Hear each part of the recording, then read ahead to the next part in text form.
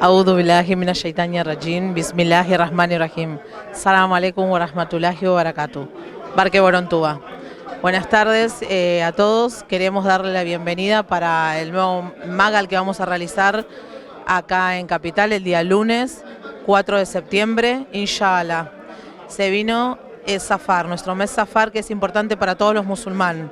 18 Safar, vamos a festejar en celebración, en oración, en comunidad y en familia. Así que invitamos a todos nuestros amigos y nuestros parientes que están allá, que quieran venir a participar.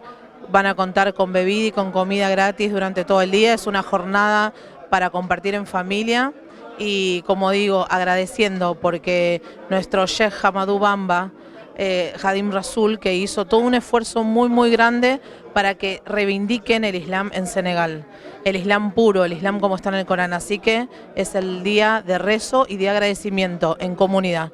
Así que los esperamos a todos. Recuerden que es en la cancha Alvear, igual acá está pasando la dirección para que todos anoten, desde la mañana hasta la nochecita.